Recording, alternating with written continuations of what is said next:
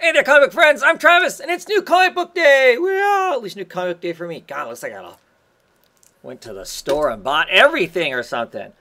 This week, it is 24 books. Makes up for the, 9 or 10 books I had last week, right? So, we won't dilly-dally. We'll jump right into this. Highest House issue number 3. I forgot to order issue number 2. So I ordered issue number 2 from Midtown Comics. It will be coming, and I'll get on these. I can't believe that I watched a whole bunch of haul videos, weekly haul videos for what people had on their pull lists. And somehow I missed everybody else picking this up in issue 2 and whatnot. God, I just love those covers. And I love the art because I love the fact you can see the shine, right? The reflective shine. She's all shiny. High gloss, the butterfly's high gloss, but the stuff in the back is a flat. And then even on top of that, the pearls on her costume and in her hair are even higher gloss than the rest of it. That is just cool. And the title, good stuff, good stuff. So next week, I hope at some point next week I will get issue 2. Along with issue 2 of Ice Cream Man that I somehow missed also. And whatnot. So, at any rate, let's dive into this, the other 23 issues. See what I am going to be reading. Batwoman, issue number 14. More of the Fall of the House of Kane. I'm digging this. I'm really curious to see exactly what this deep dive with her is as she kind of continues to bury some old ghosts. I mean, I like this story. It's stuff we have not completely dived into, so diving into it further, I am enjoying. Part of me always is when we get to kind of stuff that has to do with potentially origin-ish kind of things. At some point, quit dipping back into the past and move forward. But I'm liking this because it kind of ties in parts of her past that we didn't know about. With this current run of Batwoman and the modern tale of what's going on now. But like I said, I'm enjoying Batwoman. Enjoying it quite a bit. So, look forward to reading that. Gotta clear myself a spot to stack up all these books. Next up, we have Batman. Why does this feel so thick and heavy? Oh, that's because this is book 3 on Creatures of the Night. After the extremely healthy delay on this book, here we get issue number 3 of Creatures of the Night. And it's hefty because it is square bound, which, I used to think the square bound thing was really cool, and I'm decided I don't really care for it. I much rather have this big, thick book and a giant staple through the middle of it. I think. Just because it lays flatter. This is like a small trade. I can't truly open it up, so you inevitably you get that gutter loss right in the middle. That's harder to tell what's going on there in the middle of the book. Splash pages don't work as well. That sort of thing. I'd rather have it in a big, gnarly staple. I'm trying to think of a book that I just recently got. Mystic U, for instance, doesn't have the prestige bound. It's just a big... I'm trying to think, is Image's Headlopper, is it square bound? Or is it got the big old gnarly staple in it? Like a magazine. I'd rather have it like a magazine, I think, just because it's going to be easier to lay open to read and look at without having to stress a small glued binding. Anyway, enough of that. Batman, issue number 45, The Gift Part 1, Booster Gold Must Die. So Booster Gold must be showing up to do some sort of, celebrate Bats' wedding, and it gets kind of screwed up. Some Tony S. Daniels artwork on this. I dig the cover. Cover looks cool and exciting. So we'll see what happens as we build towards the wedding. 5 issues till the wedding. Wedding's at issue 50, 45 now. See what goes on. Curious to see how Tom King uses Booster Gold and what Booster Gold is like. Oh, here's one. Here is a hefty, because this is heavier than I'll get out too. Book. I don't know how many pages it is. I'd have to look up at some point. But it is stapled, and it is the Black Crown Quarterly, issue number 3. But it feels just as hefty as the Creatures of the Night book did. But it is stapled, so I can lay it open like a regular comic book. So, anyway, a compendium of comics, culture, and cool from IDW and the Black Crown imprint. Yeah, I've been enjoying these. I like the quarterly, got a glimpse. I really like the bar. I like the stuff that Rob Davies, who does The Motherless Oven and the Can Opener's Daughter. Those two graphic novels are extremely good. I like them a lot. I need to do a video on them and try and figure out how to talk about them without giving too much away in the book. But anyway, he does a kind of there's a bar on the street, the Black Crown, I think is what it's called, or something along those lines. And I really like it quite a bit as the ongoing comic through the book. Anyway, so yeah, it's fun. I enjoy it as kind of a controlled anthology. Moonshine, issue number 9. Oh, look at her kissing the bloody skull. Is that a werewolf skull? Our main character is off in a chain gang, not doing so well. Meanwhile, back at the Moonshine place, the Moonshine family has kind of sent one of their werewolf kin. One of the younger kids is a werewolf, can turn into a werewolf. Has some concerns that he is not going to come back if he keeps doing this deep dive into being a werewolf. He just won't come back from that. He's worried, and he is wrecking what's left of the mobsters that are left behind from New York, who are wanting to. We're in the Ozarks, who are wanting to try and get this moonshine and get the formula for it and whatnot. And it's kind of spun out of control. Now it's not even about the moonshine anymore. Now it's a pissing contest more so than anything else. And I really do believe that the new head of the mob that's there, that's kind of taking over Johnny's place, is a vampire, but I'm not 100% sure on that, I don't think. Can't remember. Have we been 100%? Can't remember. Anyway, I always get the book for the Edward Rizzo art. I really like his art. It is always very, very good, and so I enjoy it for that. And not a bad story either from Brian Raziello. All right, Mr. Miracle, issue number 8. I, of course, got the V8 cover. The Mitch Gerads cover. We'll got from there a whole bunch of funkiness, getting ready to, I don't know, sacrifice a burning doll of Batman. This will probably be the top book to read. I'm super excited about it, so look forward to really checking that out. It's just been quite excellent book. Superman, issue number 45. I'm digging it. The clouds, making the S there. The family there, which is what this book has been about. The Tomasi and Gleason book has largely been about that. I think this is their last issue, because I also think that this week Action Comics 1000 came out, and the 80th anniversary of Superman, and I think Bendis takes over from this point forward, I believe. Maybe. Anyway, looking forward to this. I've enjoyed their run on the book, and I'm not a Superman fan, but I like Superman's family, and I like Superman as part of the family, so I'm digging it for that. So next up, we have Rumble. This is issue number, 5? Yep, issue number 5. I have not been enjoying this as much as the old Rumble. Yeah, I still kind of like the characters and whatnot. The art in this is excellent by David Rabin, but it's just not the same as James Herring's art, and the book just really feels that. But I don't hate it so much as to drop it at this point, I guess. We'll see.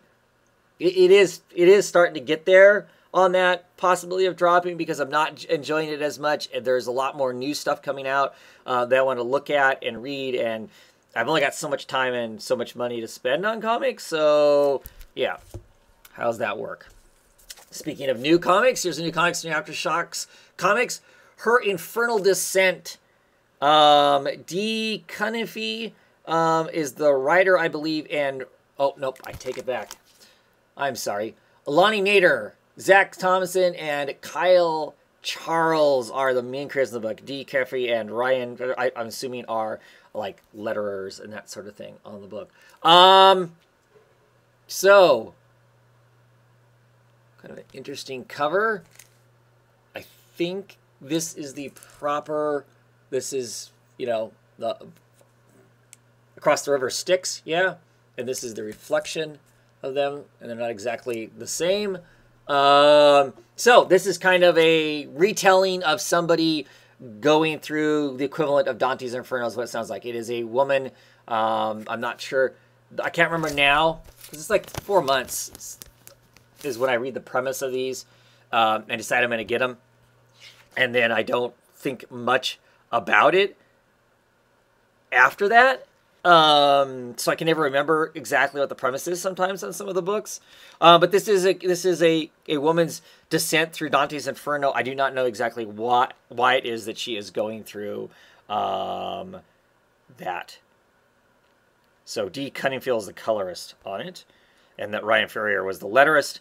So Lonnie Nader and Zach Thompson are the writers on the book, and Kyle Charles is the artist on the book. I'm just kind of flipping through here to see what other art he has done on.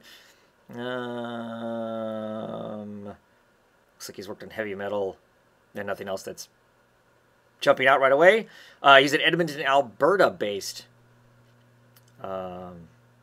board of directors for a charter high school at risk youth. So that's cool. Anyway, so yeah, we're gonna see all the adventures. I like Dante's Inferno. I am a fan of that actual work and things that kind of riff on that. So I was curious about this. So we're gonna check it out and read some books. I like Ventures Through Hell too. So all of that kind of plays into things that I think I'll like. So see if I can find some other pages here. Might give you some sort of frame of references to the art. So, looking forward to that. Because like I said, I enjoy those kinds of premises. I don't know, like I said, I don't know exactly why. I think she's after somebody, after like a family member or something. I'm not 100% sure on that. So, next up is Barbarella. This should have come out. I should have gotten this last week. I got it this week. This is cover C and issue number 5. And cover number C, I believe this is the artist, the interior artist on the book. No, it's not. Kloss. This is a Kloss, I think. Can't read the signature completely. Anyway, it looks an awful lot like what the interior art looks like. So we're checking that out. And next up we have issue 2 of Cave Carson Has an Interstellar Eye. If you're a total savage, you could cut this out and fold it up, and it actually makes a die that you can roll for some reason. I don't know if in the story it has a reason for us to be rolling a dice. Issue 1, art is stellar. I'm not sure I don't feel as engrossed in the story as I did before. There's less conflict in this one as far as internal conflict amongst the characters. Now it seems like everything between Cave Carson and his daughter Chloe has all been resolved. So there's no issue there. They're just all kind of rolling with it. We have this dentist guy that's from another dimension that is somebody that they used to know and had died. But then when they're at the end of the last Cave Carson run, when they were dimension hopping, they pick up a new version of the character, and he has continued to stick with them for whatever reason. And so far, I'm not totally invested in him. I liked Mad Dog. He was just kind of nuts and kind of, I don't know.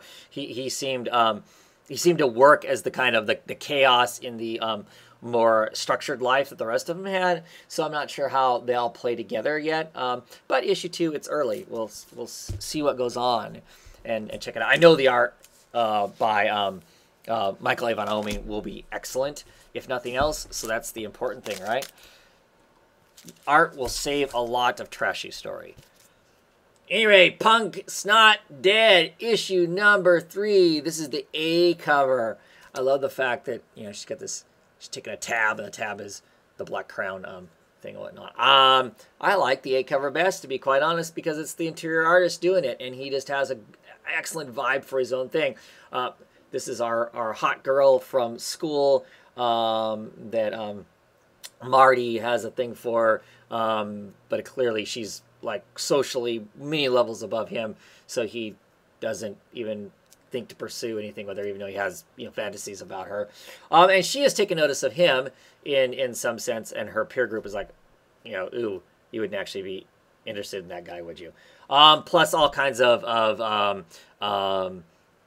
supernatural stuff going on in the book with our investigators working for weird branch of MI5. So all aspects of the book that I like. I love the art. It's going to be cool. Another new book. This is my first book from Vault Comics. This is issue number 1 of Wasted Space. It's written by Morrissey. Morrissey? Is that how you say his name? Who wrote Rocher Limit. I didn't necessarily like where Rocher Limit ventured to at the end in the third part of it, but I thought the first volume of it was excellent. So I wanted to check this out. Sherman, Wardy, and Campbell are the other creators on the book. This is the A cover, I believe, and it is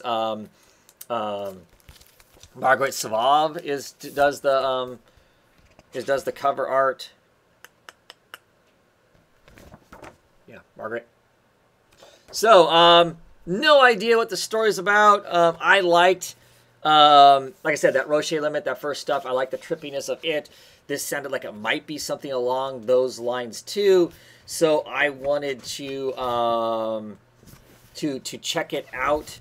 I wanted to try Vault Comics because I'm interested in other comic book companies that might be giving me something that's different from, what everybody else is. So yeah, so we're checking it out. Ooh, love the vibrant colors in it and whatnot. Love some of this perspective work here. I have no idea what's going on here. Guys wearing like hockey masks kind of thing, but this looking up the skyscrapers is pretty epic looking. Great wraparoundish type cover. So yeah, it looks like a Blade Runner-esque looking kind of a thing. Okay, so it says right here, it has to do with prophets too, right? So Billy Bane is a prophet who got it all wrong, and the galaxy has been burning ever since. All he wants is to waste away in the darkest corners of space with his best pal Dust, a supercharged Fuqbot. F-U-Q, bot. But when a new prophet comes calling, Billy is summoned to save the galaxy he's at least partially responsible for destroying. Too bad he couldn't care less. Yep. So Hayden Sherman has drawn The Few, Cold War, John Carter, The End. Okay, so they're describing it as throw Philip K. Dick in a blender with Preacher. Take a sip, get wasted. So looking forward to checking that out. As far as a new company for me, an up-and-coming company I've heard people talking about, saying some good things about it. So I'm hoping for good stuff. I love Philip K. Dick anything, so if they can hold a close candle to that, I'm going to be excited for it. So, Evolution, number 6. They've made it to the town, the origin town for the German man who staggered into the church and and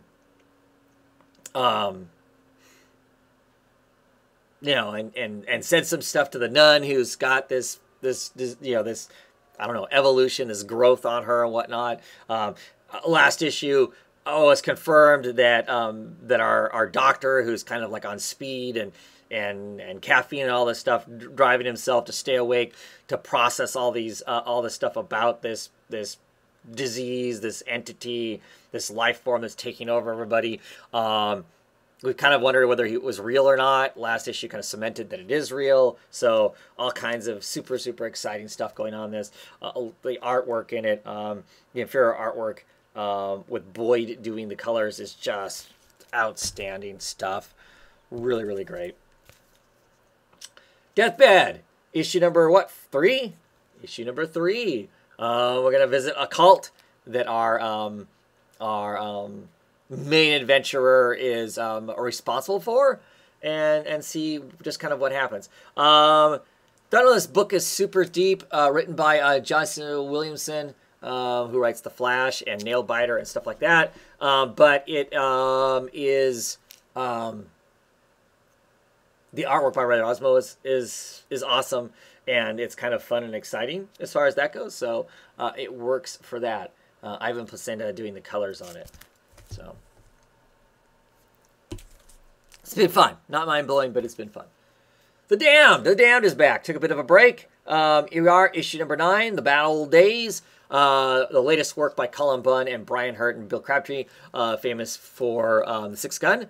The Damned has been pretty cool. I'm looking to see what's next. You know, kind of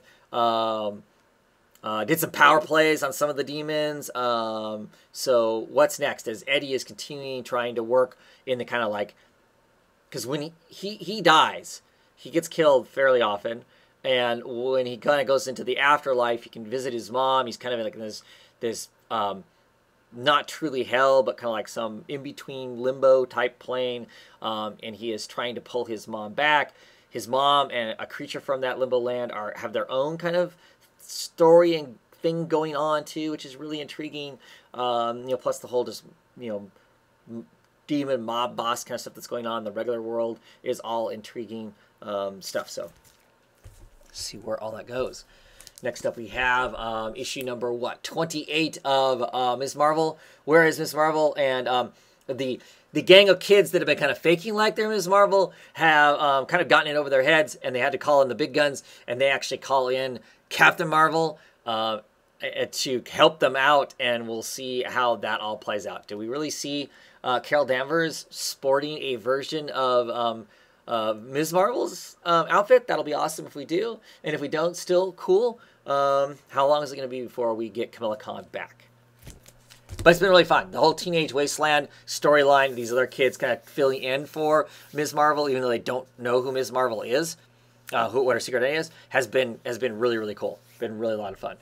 And it is back! Black Hammer! Now subtitled Age of Doom.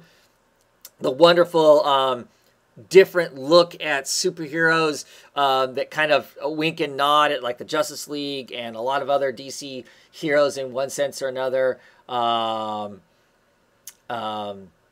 written by Jeff Lemire. Osram's superb artwork, colored wonderfully by Dave Stewart. I'm really excited to have the main book back and see what the next step is, what the next line of stuff is for this book.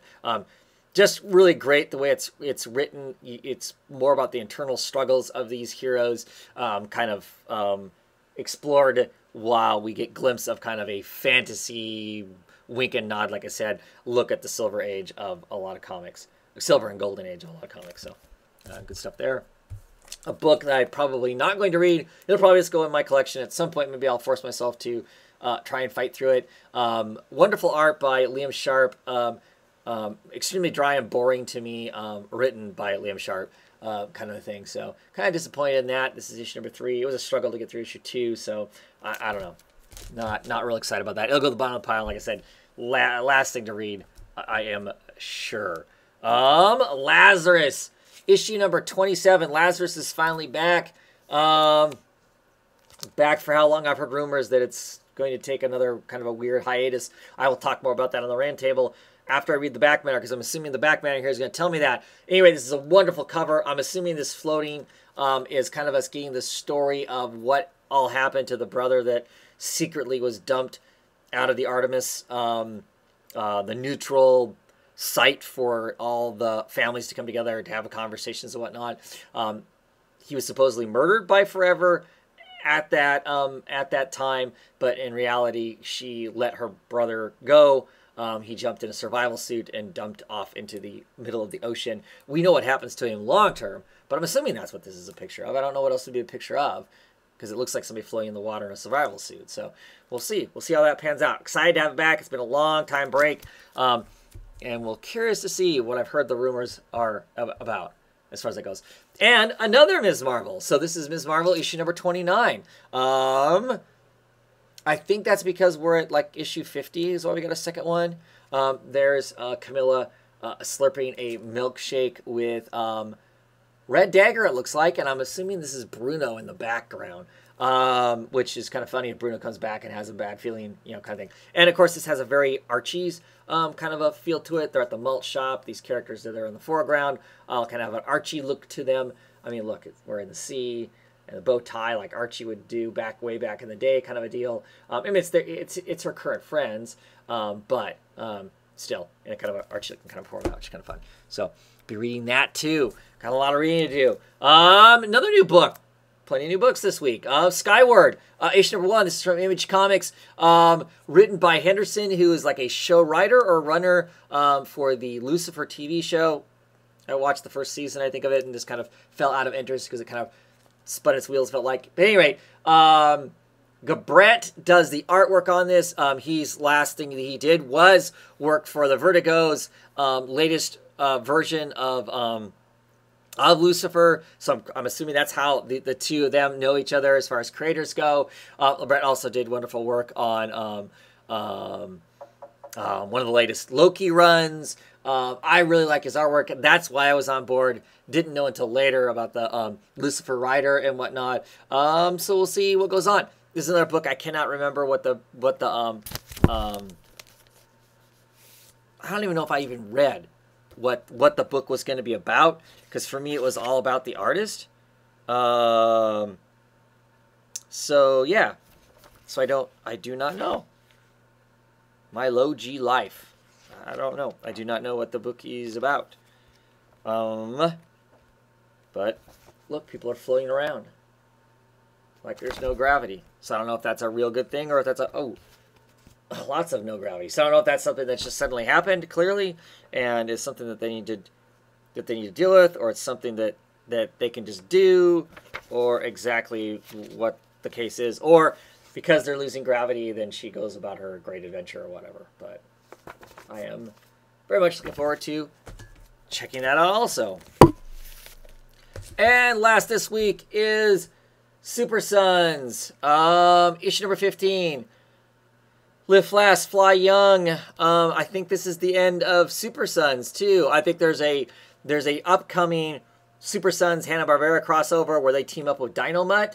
But beyond that, I think Super Sons is done unless it suddenly comes back up in solicitations.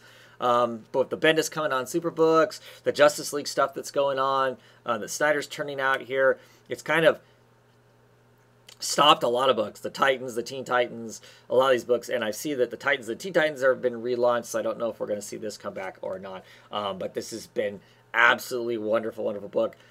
Fun superhero book. You just want to read a book that is just fun, good laughs in it, some great moments in it. Super Sons is the book for you. Definitely, it says rated teen. I'm assuming that's for a certain amount. I think this is very kid-friendly. Very kid-friendly book. I mean, we do have some glimpses at the fact that Damian used to be an assassin, so young kids, that might be an interesting part to like skip over if you're reading. But beyond that, it's just big fun superhero stuff, and I don't think there's enough of that. So anyway, that's it. I'm done because this is gonna be like a half-hour video just to look at the books I got this week. So ridiculous. Anyway, Comic Book Roundtable tomorrow. A typical time, 6:30-ish Pacific time. We'll be talking a bunch of these books. Hopefully we'll have plenty of people on. And we'll have lots of fun. And you'll have lots of fun if you join us. So once you join us,